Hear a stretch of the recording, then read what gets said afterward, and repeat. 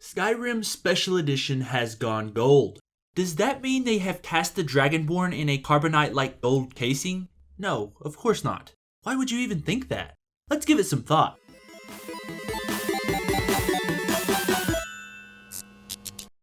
What is going on, you wonderful thought-having people you? Give It Thought back here today for a gaming news update. And I wanted to talk about this because the remaster of Skyrim has been something of a boon for PlayStation 4 owners because of the expected lack of mods. We recently got them back, but in a somewhat neutered way, and Skyrim is one of the best games ever, in my generation at least. But I wanted to know what you guys thought about this remaster, which I'll get to at the end. But first, I just wanted to go over some of the system requirements on both PC and console so everyone knows what to expect when this game releases on October the 28th. So without further ado, let's jump right into this one.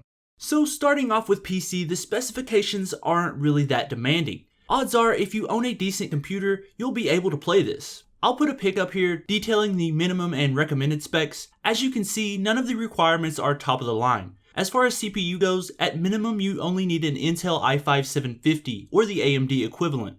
And on the GPU side of things, it shows it takes at least an NVIDIA GTX 470. So, going by those requirements, it is obvious that this is a remaster and not a new game. I'm not a big PC gamer personally, but even I could run this game. On the console platform, where I will be playing this, there are oddly two different file sizes for both the PS4 and Xbox One. Starting with the Microsoft platform, in North America you'll need 17 gigabytes of space and in Europe it'll take 25. And with PlayStation it is 20 gigabytes for the old NA and 33 for Europe. The difference in file size is said to be because of all the different languages that the game has to be optimized for in Europe, but I don't really know if that's 100% why. And as far as the difference between the two consoles, I assume the smaller file size for Xbox has something to do with the Microsoft system being the one Skyrim was optimized for. All of us PS4 owners know the issues that came with Skyrim back in 2011. Ugh, bad memories.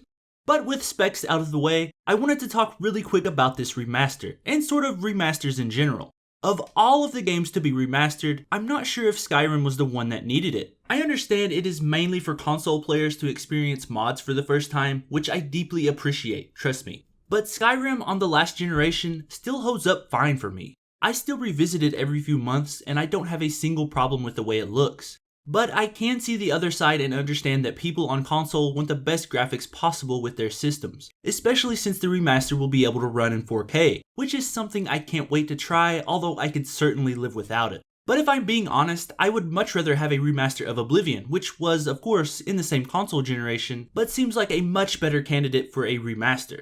So many people hopped into the Elder Scrolls series with Skyrim because of how it was marketed and how it was admittedly a little bit more streamlined for new players. I'm not saying it was worse or better than Oblivion, just that it is more approachable. I do understand that Oblivion's core mechanics would not be updated, but the new coat of paint may entice some people to play it. But I think Bethesda is completely done working with that Gamebryo engine, the one that ran Oblivion and Fallout 3, and Morrowind if I'm not mistaken. So unless they contract it out to a third party, I doubt console players will ever see those remasters. But of course I rambled on like that because I want this to be a conversation. What does everyone else think about remasters in general? I know one of my favorite games, the criminally underrated Bulletstorm, is reportedly getting one soon, so I love that. But remasters as a whole, I'm kind of divided on. And what do you think about the console mods ordeal? Is it a good selling point for the game? Or is it just another gimmick that will slowly go the way of the buffalo? Let's talk all about it down in the comments. And I think that's the end of today's video. If you enjoyed this video, you know what you have to do. Hit that like button for me, and if you're new here, why not subscribe?